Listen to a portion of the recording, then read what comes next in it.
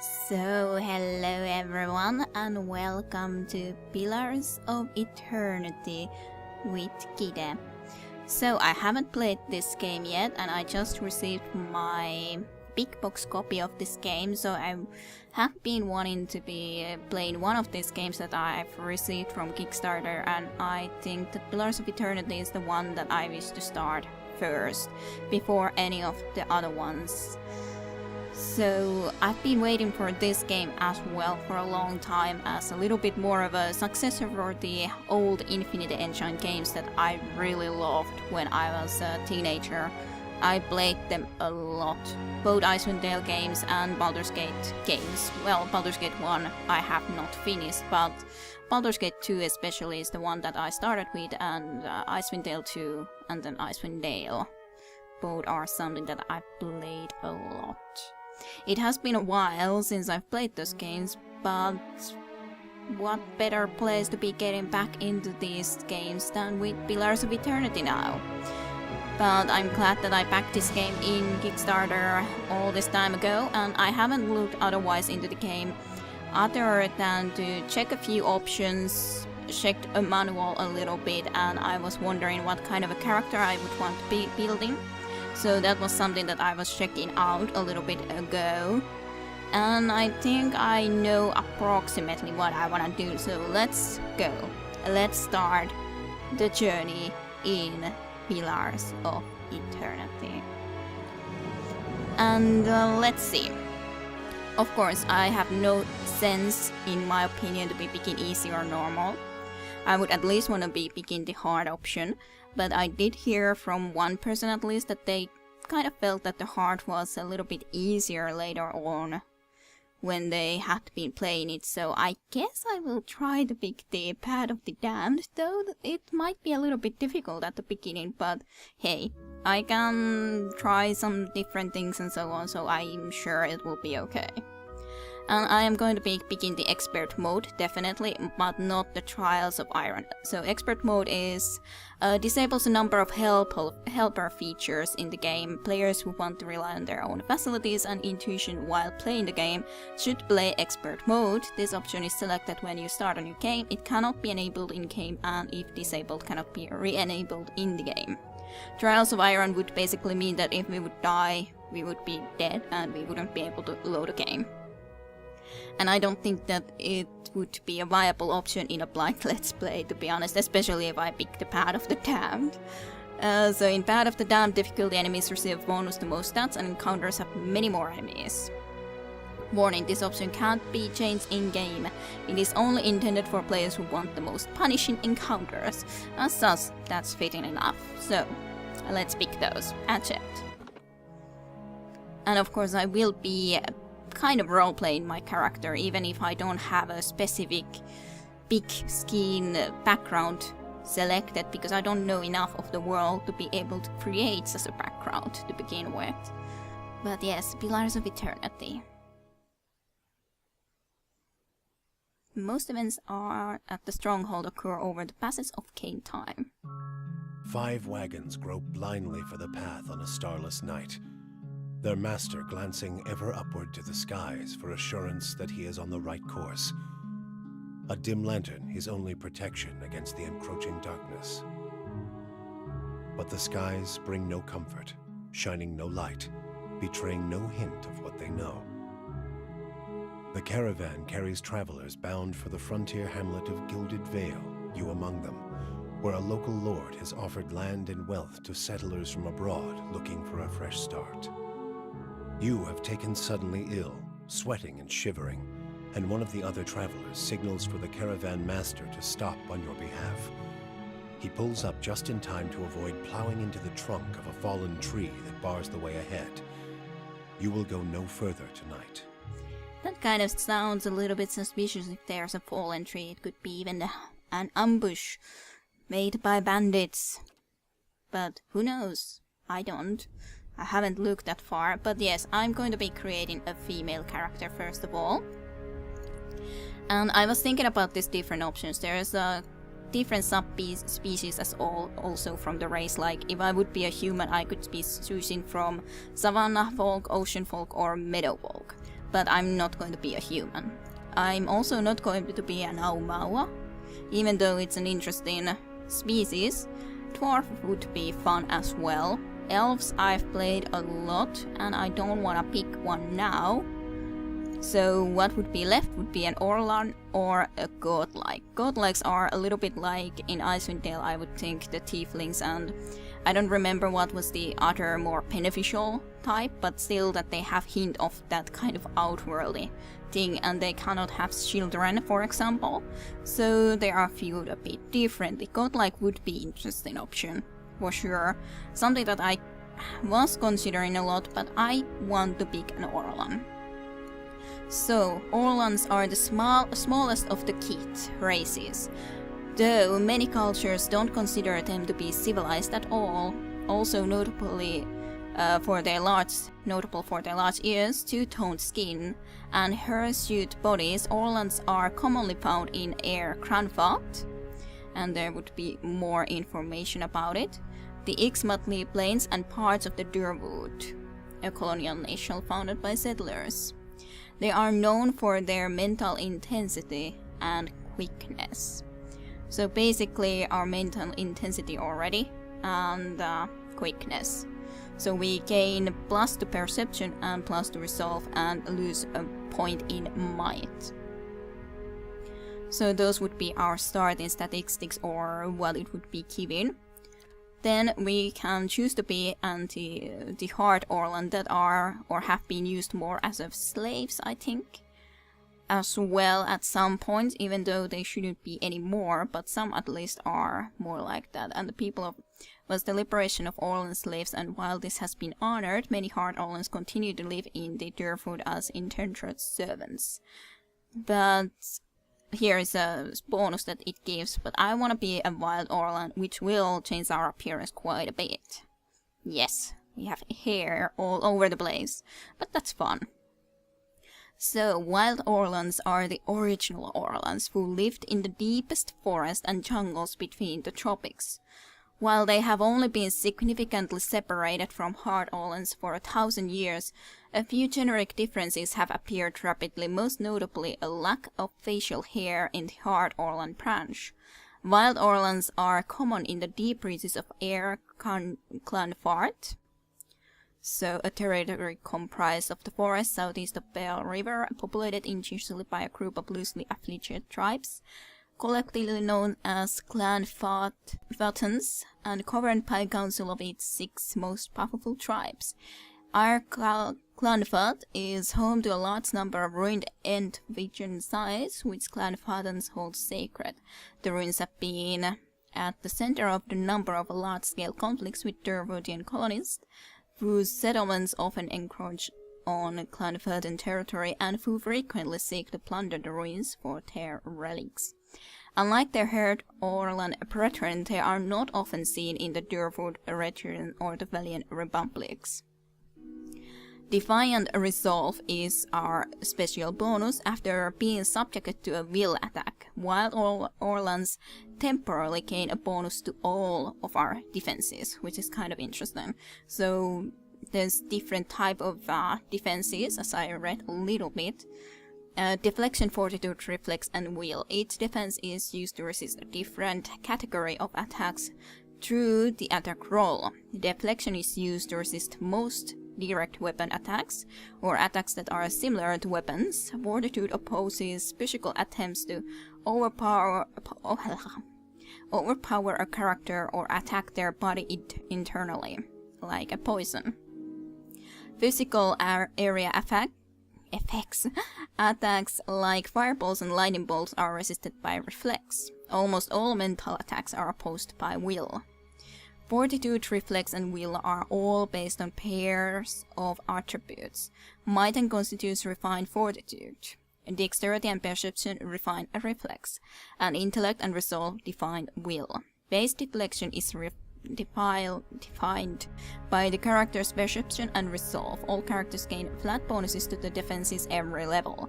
Additionally, spells, abilities, afflictions, and items can all modify a character's defenses.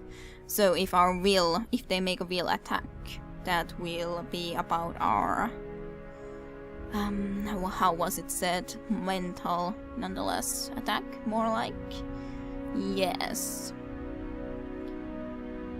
Yeah, almost all mental attacks are opposed by will. Like there was said, paralysis, etc. Those kind of things. Yup. But Wild Orlan is the one we are going to be picking.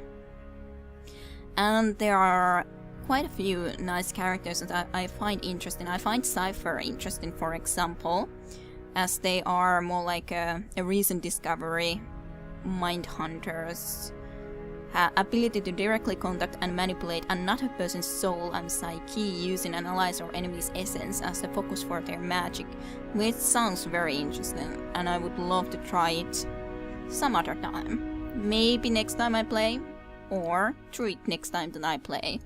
That can kind of spiritual power and flows through the simple line things, and they were able to at least shapeshift into some spirit shift. All druids have mastered one animalistic form, which would be lovely, but I found one more thing more interesting, specifically if I pick this Wild Orlan, which is a ranger. I wanna be picking the ranger. So rangers are warriors of the woodlands and masters of the hunt, always partnered with soul-bonded animal companions. Yay, animal companion! They can be found in wild spaces all over the world. As their lifestyles often tend towards independence and isolation, it is rare for rangers to become an integral part of a large fighting force, though they are often employed as scouts and guides.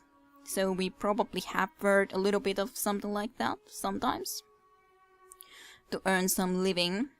Starting ability is then the animal companion. All rangers share a strong bond with an animal companion. The companion fights at the ranger's command and is extremely valuable for its ability to run interference. Animal companions don't do much damage, but they have high damage reduction. The link between the ranger and companion is powerful. If one goes down in battle, the other suffers as well. And from this we get stealth ability a little bit. Stealth allows character of any class to attempt to avoid being seen or heard. It is used automatically whenever the character is in scouting mode. The higher the character's skill, the closer they can get to enemies before being detected. And then survival, which is +2. Survival allows characters to make better use of the food and potions items they find. The higher the character's survival skill, the longer the duration of such items. Survival can also be used in conversation and scripted interactions that involve wilderness challenges or specialized information. And what kind of effects it has otherwise? Accuracy relatively high, very high. So yeah, that is going to be our class. And then we can choose one of these ranger abilities now. Ranger abilities focus on granting additional offensive abilities to the ranger, increasing the power of the animal companion and strengthening the link between the ranger and animal companion. We can choose only one of these, so first would be a wounding shot. As he or she would with fleeing prey, the hunter aims for a spot that will slow the target enemy's progress, hoppling the target and inflicting raw damage over time to it. Which would be nice. We can use 2 per encounter, so 2 times per battle. I at least understood it. Or a marked prey, which would be designs a single target as prey, giving the ranger and animal companion a damage bonus against the target, and this can be used once per encounter. So I'm not sure which one to pick, but I think that I kind of like the marked prey more, considering that we have a spiritual animal companion and so on. So let's start with the marked prey here. And then we have the choice of an animal companion. Let's have a look. All rangers form a strong spiritual connection with a single creature, their animal companion. This connection allows rangers and their companions to coordinate attacks and efficiently take down prey.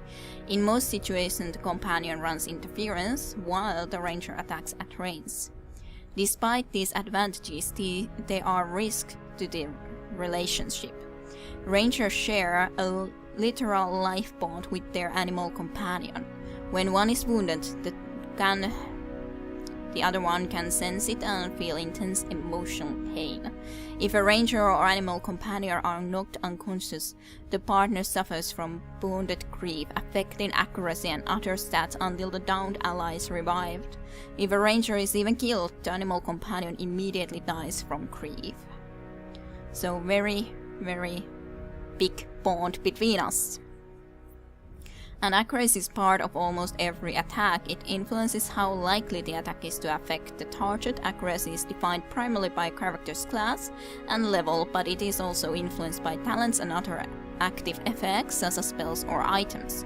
When an attack is made, the accuracy is compared to the appropriate defenses on a target to determine how the attack roll will be modified.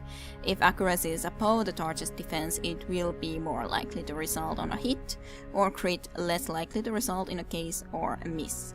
Any ability or talent that does not use a weapon as part of the attack gains small accuracy bonus based on the level of the character. And here we have the choices. So, which ones I am considering? I was considering, well, not bear. Bear would be okay, yes, but I'm not going to be picking bear, boar, or lion, first of all. So then it leaves antelope, stag, or wolf. Antelope is companions have natural superior defenses of all. Then stag would have can activate a melee attack that does damage to all enemies in a small area around the main target, which is an interesting ability. Full companion does a high damage and can more easily avoid disengagement attacks. I kind of feel that wolf is more normal too, so I wanted to choose one or the other. But as thus, considering I'm from Finland and so on, stag seems more of a northern thing than antelope.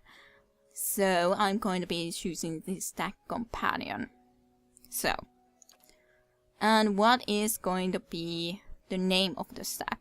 Well, always the names. Difficult to give names. But I think the name of this one will be Sammal, as in moss. Meeting, but in Finnish, Sammal. Achep. Then our statistics, which is not a completely difficult question. I looked that our maximum would be 20 points, but I'm not going to be putting 20 points to anything besides we would be able to only put very little after it. But I'm going to be keeping at least the perception and resolve relatively high, considering she starts relatively high on those abilities to begin with. And then there's intellect, dexterity, constitution, and might. Might represents a character's physical and spiritual strength, brute force, as well as their ability to channel powerful magic. During interaction, it can be used for intimidating displays and acts of brute force. In combat, it contributes to both damage and healing, as well as the fortitude defense. So, of course, would be important for everyone, I'm sure. Constitution is a combination of the character's overall health and stamina. Although it is not used much in interaction, it is sometimes checked to withstand pain or endure a physical taxing ordeal. In combat, it affects maximum health and endurance and contributes to fortitude defense. Dexterity is an abstraction of a character's hand-eye coordination, balance, and overall grace. In interaction, it can be used for sleight of hand and fast reactions. In combat, it affects the character's action speed with all attacks, spells, and abilities, and contributes to the reflex save. Perception represents a character's senses as well as their instinctive ability to pick up on detail. In interaction, it can be used to catch someone in a lie, to make an observant comment about their appearance, or to notice something happen in the background. In combat, it contributes to the deflection and reflex saves, and grants a bonus to interrupt. Intellect represents a character's logic and reasoning capabilities. In interaction, it can be used for deduction, sudden realization, and problem solving. In combat, it contributes to the will, defense, and influences durations and area of effect for all abilities and talents. Resolve affects a character's internal drive, determination, fearlessness, and the emotional intensity they can project to others. It can be useful for mental intimidation, leadership, and convincing performances. In combat, it helps character maintain concentration and contributes to the will and deflection defenses. But as such, this is the hardest part to decide. We have 15 points, which is an okay amount, but, well, it's not that much in the end. So, perception is something I know I want to increase. First of all, I think that this character has been... Well, if we look into the next, I would like to check the cultures.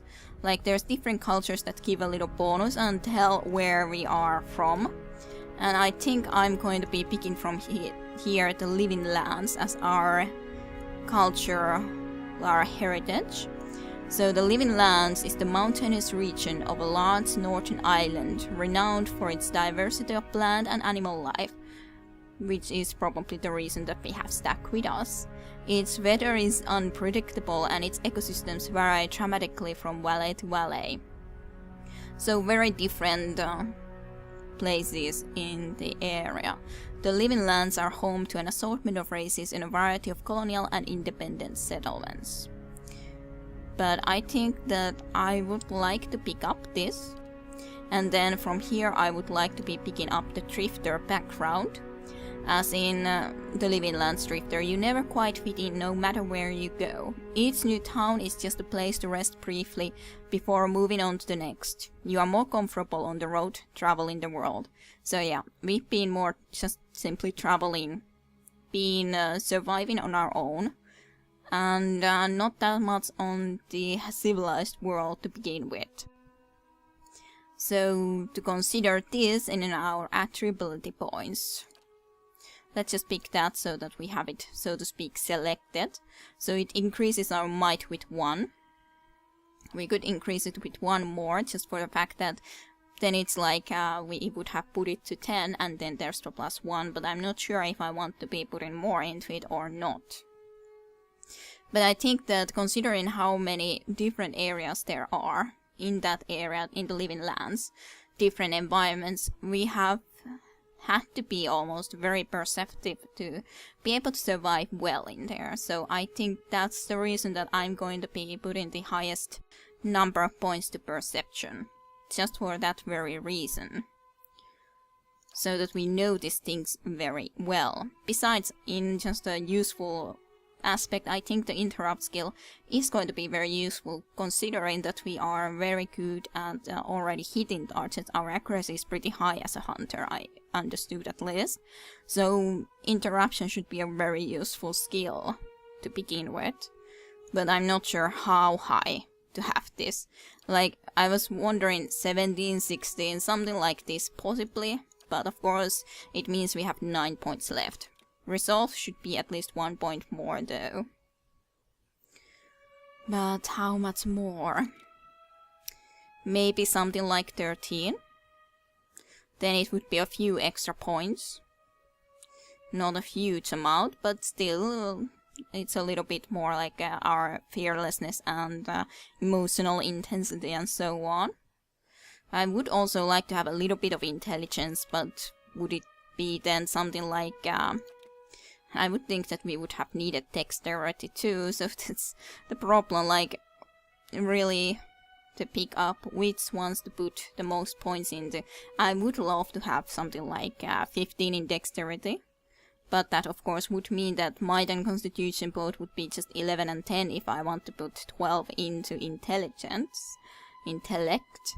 which might not be the wisest choice. I just would like to kind of have some problem solving and conversation stuff too, more, considering we already are able to notice a lot of things, but I'm not sure if that's really the wisest choice to have this much in the intellect then. Maybe I should decrease it with 1 and just put 1 more point in the might or something.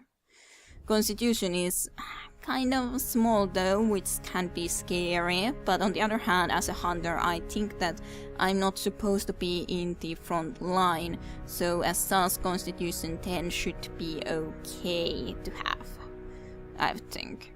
But okay, Dexterity would be 15, which is pretty nice. And of course then the Perception specifically is 17, which should be at least very much nice, and yeah. Otherwise the points would be spent then. I guess this should be a relatively good survival for that environment overall. In the Living Lands as a drifter, where we don't belong to anywhere, we enjoy traveling in the road, and probably that is the reason that we've traveled to this some other direction now then. So what is our colors? I think I'm gonna be picking this color, because there's a portrait that fits this color, just for that reason. Our primary color is going to be something along the brown, because we don't probably wanna be too easily spotted in nature. Secondary could be something along the green. Yeah, I think that was what I was looking into, possibly.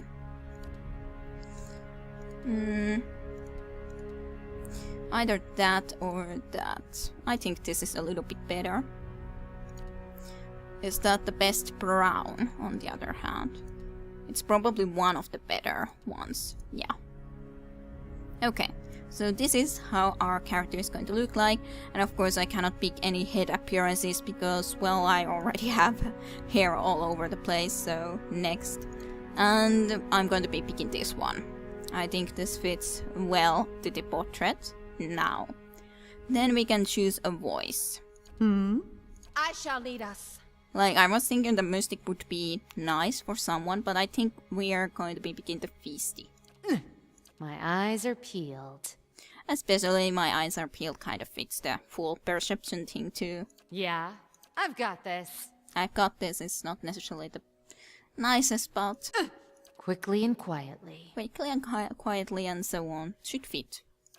So next, then the hardest choice.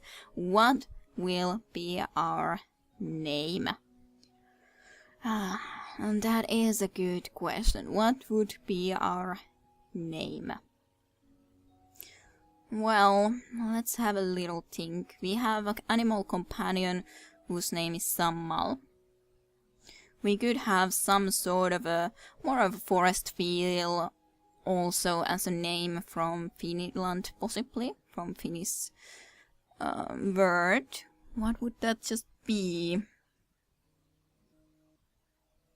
Okay, I think I'm going to be naming her Virtaus, as in flow, a little bit like a flow of the river and so on. So we flow from one place to another. Maybe she has actually taken this name for herself as a meaning that she doesn't really stay in one place, that she just flows across the world and yeah, from one area to another. Yes, that is how I'm going to be going with it. Accept. So, Virtaus, our character with Sammal companion ranger, with 17 perception and from the Living Lands as a drifter. Done.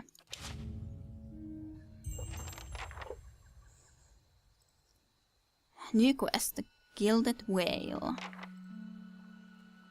We are little Sammal. Okay, Caravan Master Odema. The Caravan Master finishes addressing the group, his bushy red moustache and sagging jaws quivering as if for emphasis. Everybody stays close to the wagons, got it? Stay out of the woods, and beasts take you if you were planning a stroll through those ruins up there. He nods towards a looming black mass on the hillside. Whole area's crawling with hut-dwelling types who'd be happy to stick an axe in you for trespassing. So mind that you don't track mud on their sacred blazing rocks. I think that interests me, though. Tonight, everybody stays put, and in the morning we'll get the path cleared. Gilded Vale's less than a day out. Understood? Okay. We stay put, and in the morning we'll go there at last. The Caravan Master turns to you, frowning as he looks you over. Of course he would be frowning to me. Touch of the rumbling rot, could be. There's a stinging beetle round here, carries it. You'll be fine once it passes your innards. Unless you don't drink water, course. In which case you'll be dead in a day. Okay, need water then. Good to know. There's a berry grows in these parts, small and pink, called a springberry. About the size of a fingernail. Give you cramps if you eat it, but the frontiersmen make a tea from it. Calms the insides. Should get you through the night. You might check around, see if you can find some. Meanwhile, I'll see if we can scare you up some water. Okay. Thank you for the information. I guess I should be looking for that berry. I know you want to hunt before it gets much darker, but see about refilling our water first. Got a sick one here. Orema looks over his shoulder at his assistants, a lanky, intense man named Starfield, who carries an old sun-bleached bow. So he wants to be going and hunting. But see about refilling our water first, got a sick one here, as in me. He nods in your direction. Starfield nods and slides the worn bow over his shoulders. So how would we wanna be addressing them? Well, just leaving and going and seeing about those. Where would I find these berries? I guess I should ask this first rather than anything about the ruins, just for the reason that we have to get healthy. It's best for everyone, or for me anyways, to get healthy. Where would I find these berries? They grow on a bush that's common round here, kind of funny looking. You'll know it when you see it. Doubt you'd have to go far off the road to find one. Okay. Is it dangerous out here then? As you kind of need to warn people at least from going to the ruins. Not if you hurry about your business. Okay. And not if the weather holds up. There is concern in his tone, but he does not elaborate. And not if the weather holds up. What kind of weather do they get out here, though, then? That is a good question if he doesn't elaborate the weather, and now it's a pretty normal weather, yes. What kind of weather do they get out here? This time of year? Rain, mostly, and wind. But there's a different kind of wind out here time to time. Locals call it a beawick, born out of the ether, the spirit's path. Never seen it myself, never care to. Different kind of wind out here. Time to time, locals call it the PFO. Born out of the ether, the spirit's path. Okay, wonder what kind of a wind it is. What are those ruins? Nothing you won't see on half the hills of Air Glonfoth. Money to be made selling their knickknacks in Defiance Bay, if you don't mind getting stuck with Glonfoth and arrows now and again. They didn't build them, but I'll be the effigy if they don't watch them like a mother bear. Okay. Yeah, someone is guarding, or some people like those are guarding it, during that place. Of course, all the ones around here have been ransacked 10 times over. Got nothing left worth half a pawn, so I hear. He had widowing, so I hear at least. Who did build these ruins? Got different names for them. Settlers called them Ingwithans. Nobody that liked them enough to stop them becoming ruins, tell you that much. So what are these huge rocks coming up out of the ground here that we're next to? They don't got Adra where you come from? Well, it just grows up out of the ground like this. Goes deep like tree roots. Some of it all the way to the heart of the world, you believe the stories.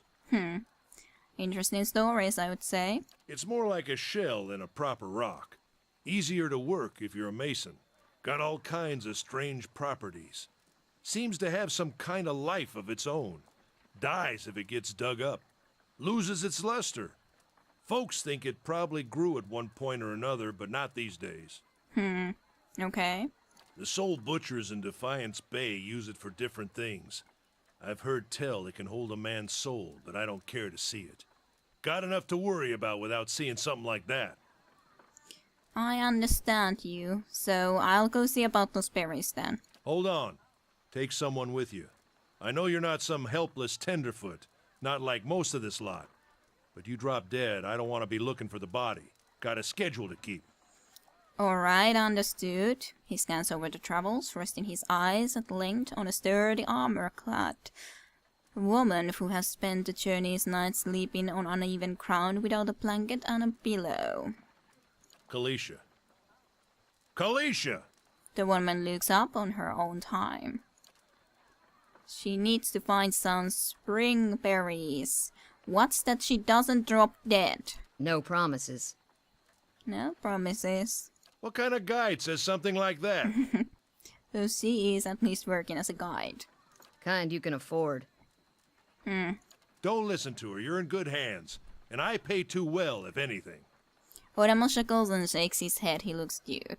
He casts a sidelong glance at her, and I pay too well, if anything. Off with you. Hayden should have supplies. See that you're equipped before you head out. We're in harsh country. Get your berries and hurry back. And if you get so much as a tickle of wind, you drop everything and you run. Something in the air tonight. If it's a Beawick, we'll shelter in the ruins. Hut dwellers be damned. Alright, understandable. End dialogue. You heard the man. Let's get going before you keel over. So, I think I'm gonna be saving here first, just to have a look that everything worked fine. And for the moment, for some reason, I think I hear... Well, there is my beautiful little sambal nonetheless. Yeah. But yeah, I'm just gonna be seeing that everything works perfectly also. Looks beautiful, by the way. But yeah, just checking that everything will work. So let's just save the game first of all. Into here. So I hope you enjoyed this very first episode, and I shall see you next time. To be continued with Pillars of Eternity with Kira Rusha.